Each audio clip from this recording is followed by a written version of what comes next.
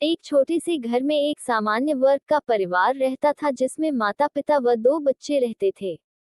उन बच्चों का नाम क्रमशः रेखा व रोहित था।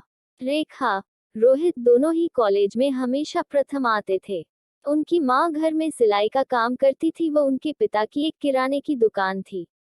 दोनों ही कड़ी मेहनत के साथ अपनी गृहस्थी सामान्य तरीके से चला रहे थे। रेखा अक्सर पढ़ाई के साथ साथ अपनी माँ की सिलाई के काम में मदद करती थी। रोहित अपनी पढ़ाई खत्म करने के बाद अपने दोस्तों के साथ घूमता रहता था। बहाना बनाकर दोस्तों के साथ चला जाता। रोहित के इसी रवैये से उसके पिता परेशान थे। इसी कारण वे रोहित को डांटते व जलीकटी सुनाते। रोहित को लगता कि उसके पिता उसकी बहन को प्यार करते हैं, उसे नहीं करते। रोहित के सभी दोस्तों के पास बाइक है, इसलिए वह अपने पिता से बाइक लेने की जिद करता है। रोहित के पिता उसे बाइक दिलाने के लिए मना कर देते हैं। इसी बात पर रोहित व उसके पिता के बीच बहस हो जाती है, तो रोहित बड़बड़ाते हुए घर से बाहर निकल जाता है। वह रास्ते में सोच रहा था कि पता नहीं कितना पैसा बचाकर रखेंगे कि मुझे एक बाइक नहीं दिला सकते, भला ऐसे भी किसी के पिता होते हैं। ही बड़बड़ाते हुए रेलवे स्टेशन की तरफ बढ़ रहा था कि अचानक उसके पैर में कुछ चुभने जैसा प्रतीत हुआ, तो उसने देखा कि वह जल्दी के कारण पिता के जूते पहनकर निकला है। उसके पापा के जूते में एक कील उभ रही थी जो उसके पैर में चुभ रही थी। वह कील उसके पैर में घाव कर रही थी, लेकिन उस समय वह गुस्से में था। वह बड़बड़ाते हुए आगे बढ़ गया। जैसे ही वह रेलवे स्टेशन पहुंचा तो उसने अपनी जेब में हाथ डाला तो उसे याद आया कि वह अपना पर्स तो घर पर ही भूल गया है। अब वह बिना पैसों के कैसे जाएगा?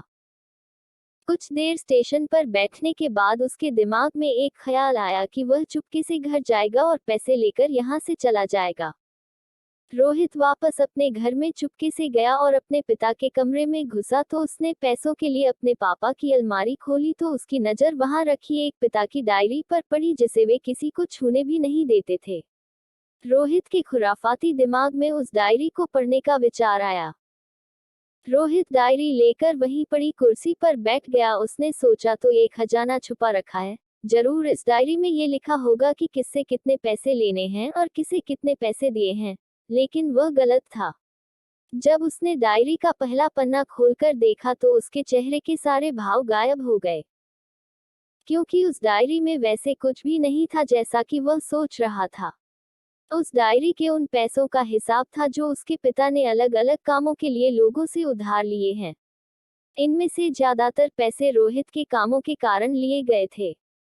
उस डायरी में एक लिस्ट थी जिसमें कंप्यूटर का नाम भी था। लिखा कुछ यूं था, 50,000 बेटे के कंप्यूटर के लिए। ये वही कंप्यूटर है जो रोहित आज भी यूज करता है, लेकिन उसे यह नहीं पता था कि उस कंप्यूटर के लिए पैसे कहां से आए। आज उसे इस डायरी से पता चला कि पैसे कहां से आए थे।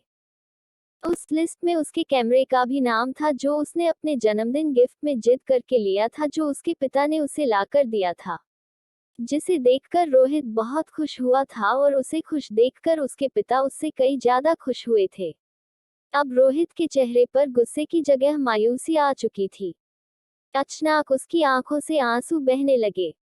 जब रोहित ने दूसरा पन्ना पलटा तो वहां कुछ इच्छाएं लिखी थीं। उसके पिता की पहली इच्छा थी अच्छे जूते पहनना।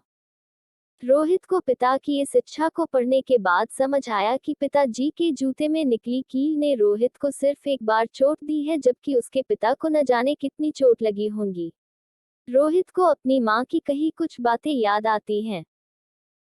जब भी उसकी माँ पिताजी को नए जूते लेने को कहती थी तो रोहित के पिता अक्सर यह कहकर टाल दिया करते थे कि उनके जूते तो अभी और चलेंगे। तभी रोहित ने डायरी का अगला पन्ना पलटा तो देखा कि वहां पर कल की तारीख लिखी थी। तारीख के नीचे लिखा था 50,000 रुपये बाइक के लिए। जब रोहित ने यह लाइन पढ़ी तो वह सन्न रह गया, जैसे रोहित का दिल और दिमाग स्थिर सा हो गया हो। अब रोहित के मन में कोई सिकवा गिला नहीं बची थी, बस उसकी आंखों से आंसू बह रहे थे। अब वह जल्दी से कमरे के बाहर गया।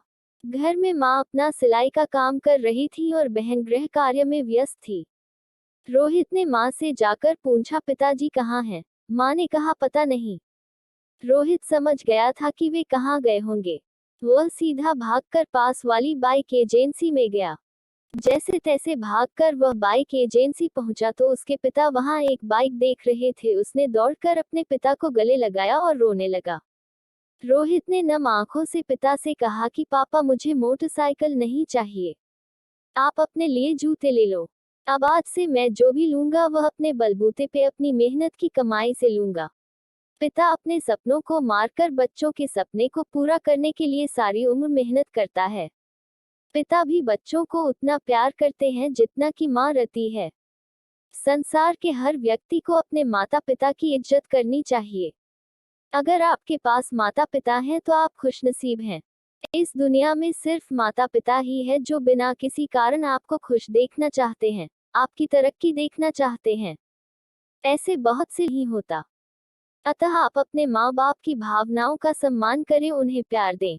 अगर आपको यह कहानी अच्छी लगी तो अपने माता पिता के पैर छूकर उनका आशीर्वाद लो और प्रण करो कि आप उन्हें कभी दुखी नहीं करेंगे।